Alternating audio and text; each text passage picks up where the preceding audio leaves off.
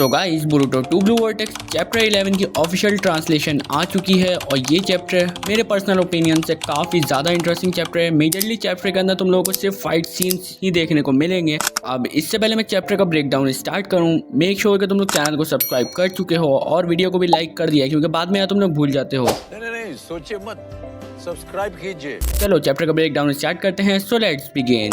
चलिए शुरू करते हैं। चैप्टर 11 का नेम है सीरियस। कवर पेज पे है हिडारी की पिक्चर जो कि अच्छी लग रही है बहुत ही ज्यादा। तो चैप्टर 11 वहीं से स्टार्ट होता है जहां से हमारा लास्ट चैप्टर नंबर 10 खत्म हुआ था। लास्ट चैप्टर में हम लोगों ने देखा जूरा ने हिमावारी का पैर तोड़ दिया है और उसको जमीन पे फेंक दिया था, लेकिन इस चैप्टर के अंदर वो कम्प्लीटली हील हो चुका है। और ये किसने किया? हमारे कुरामा ने। लेकिन उसके बाद हिमावारी कुछ ऐसा करती है जो मैंने अभी तो बिल्कुल एक्सपेक्ट नहीं किया था। वो अपने बालों से इनोजिन को वुड स्टाइल से निकालती है जूरा के और उसके वाउंड को कम्प्लीटली हील कर देती है। और इनोजिन जो कि डोनट बन चुका था अब वो प्रॉपर्ली हील हो चुका है। और शिकाडाई ये देखकर हैरान हो चुका है पूरी तरह से। शिकाडाई हिमावारी से पूछता है ये कौन सी पावर तेरे को मिल गई है? हिमावारी बोलती है ये तो अभी मेरे को भी नहीं पता, लेकिन मैं इसको कंफर्म करूंगी अभी इसी फाइट के अंदर। हिमावारी बोलती है जूरा सिर्फ मेरे पीछे लगा हुआ है, तो तुम लोग यहाँ से इनोजिन को लेके जो बेहोश पड़ा हुआ है उसको लेके तुम लोग यहाँ से चले जाओ। शिकाडाई इस बात से एग्री करता है। चोचो और इनोजिन जो कि अनकॉन्शियस है दोनों को लेके वहाँ से जाने का डिसाइड करता है। जूरा भी इस डिसीजन की तारीफ करता है। जूरा बोलता है तूने काफी अच्छा डिसीजन लिया है, इस फाइट के बाद मैं तेरा नाम हमेशा याद रखूंगा और हम मिलेंगे फिर कभी फ्यूचर में। अब चोचो यहाँ से नहीं जा रही होती है, लेकिन हिमावारी उससे बोलती है मैं भी इस फाइट से कंफर्टेबल नहीं हूँ, लेकिन मैं जानना चाहती हूँ कि मेरा भाई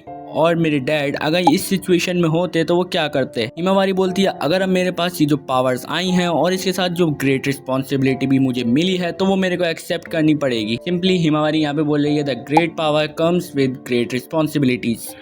जो बोलती है अच्छा अब ये सब तो हो गया, लेकिन तुम मुझसे प्रॉमिस करके इस फाइट के बाद हम लोग पैनकेक खाने जाएंगे। हिमावारी बोलती है हाँ पैनकेक, वो तो मेरे को भी बहुत ज्यादा पसंद है, हम पक्का चलेंगे। और अब शुरू होती है यहाँ पे बैटल बिटवीन द उजुमा की हिमावारी और the leader शिंजू Jura. Jura Himawari से बोलता है टीम 10 को पता है कि वो मुझसे नहीं जीत सकते, फिर भी वो मुझसे फाइट कर रहे हैं। इनोजिन बिल्कुल रेकलेस और बेवकूफ है, लेकिन जूरा इंसल्ट कर रहा है हिमावारी की टीम की। उसी के सामने जो हिमावारी बिल्कुल बर्दाश्त नहीं करती वो जूरा को एक पंच मारती है जिसका इम्पैक्ट बहुत ज्यादा होता है। पैनल के अंदर हम लोगों को क्लियरली नजर आ रहा है। फिर एक और पंच मारती है जिससे जूरा दूर जाके गिरता है और जूरा वहां से ऊपर उड़ता हुआ सीधा हिमावारी की तरफ आ रहा होता है उस पर अटैक करने के लिए। लेकिन यहाँ पर हिमावारी एक और ऐसी चीज करती है जो मैंने बिल्कुल भी एक्सपेक्ट नहीं करी थी। यार ये बिल्कुल अभी स्टार्टिंग है हिमावारी की। तो हिमावारी यहाँ पर एक टेल बीज बॉम्ब बनाती है, लिटरली टेल बीज बॉम्ब, वो भी इतनी जल्दी। हिमावारी एक टेल बीज बॉम्ब बनाती है जिससे वो जूरा के ऊपर अटैक करती है। जूरा उस टेल बीज बॉम्ब को टैकल करने के लिए खुद भी एक टेल बीज बॉम्ब बनाता है। अब इन दोनों टेल बीज बॉम्ब का आपस में कॉलिजन होता है सेंटर के अंदर और इसका ब्लास्ट इतना बड़ा होता है कि टीम 10 जो काफी दूर जा चुकी है वो भी इसको नोटिस कर लेती है। जूरा काफी ज्यादा शौक है हिमावारी की इतनी रैपिड ग्रोथ देख के। अब जूरा हिमावारी को पंच मारता है, उसका सर पे एक किक भी मारता है जिससे हिमावारी ने डैमेज तो लिया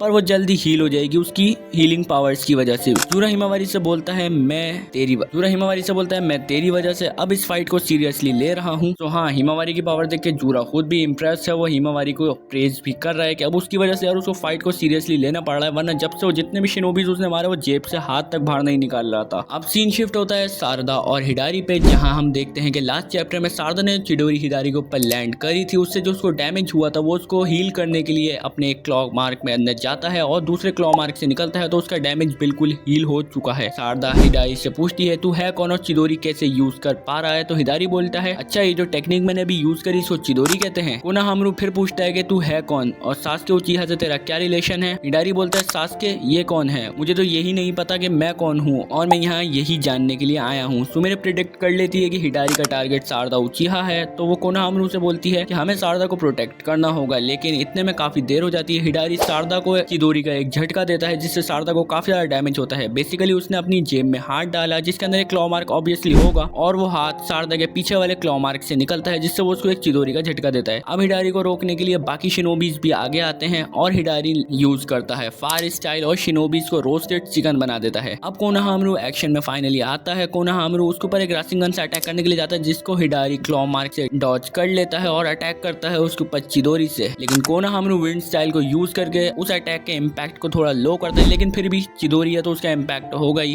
उसके इम्पैक्ट की वजह से कोनोहामारू दूर जाके गिरता है और ये बेहोश हो गया। फिर हिडारी सुमेरे को भी चिदोरी के झटके देता है और वो भी बेहोश। तो यहाँ पर इसने जितने शिनोबीश और जितने पावरफुल मेंबर्स थे सबको बेहोश कर दिया। फिर शीन वापसी से आता है हिमावारी और जूरा पे, जहाँ जूरा हिमावारी को बहुत ही बुरी तरीके से पीट रहा होता है और काफी क्लोज रेंज में पता नहीं कौन सा एक अटैक करता है जिससे हिमावारी को काफी ज्यादा डैमेज ले लेती है और वहां गिर जाती है। जूरा बोलता है हिमावारी की हीलिंग पावर्स बहुत अच्छी हैं, वो किसी ह्यूमन और जिंजुरिकी को बिल्कुल सरपास कर देती है और इसकी healing power is just like अ बीजू और काफी अच्छी हीलिंग पावर्स हैं इसकी। अब यहाँ हम देखते हैं कुरामा को जो बोल रहा होता है ये वो सिचुएशन नहीं है फाइट की के जहाँ तू हाई पोटेंशियल से जीत सकती है। अभी बेसिकली मसला ये है कि हमारा जो ओपोनेंट है वो बहुत ज्यादा स्ट्रॉन्ग है। इस पॉइंट पे हम देखते हैं कि कवाकी और डेल्टा को, जहाँ डेल्टा बोलती है कवाकी तू शिंजूस को रोकेगा कैसे, उसने पहले भी तेरे को सिर्फ एक पंच के अंदर ही ढेर कर दिया। तो कवाकी बोलता है हमारे पास अभी कोई दूसरा ऑप्शन नहीं है, मुझे ये करना ही होगा। इतने में इनको अपने पीछे से कोई आता हुआ महसूस होता है, तो जैसे ही वो पीछे मुड़ के देखते हैं तो वो बंदे को सरपास भी कर देता है और वो है हमारे यंग लॉर्ड द बुरुटो। इस टाइम बुरुटो की स्पीड अलग ही लेवल पर है, वो कवाकी को हर चीज के अंदर बिल्कुल सरपास कर चुका है। कवाकी बिल्कुल उससे करीब तक नहीं भटकता, फिर भी ये बंदा उससे मारने का सोचता है। और इस टाइम यंग लॉर्ड यार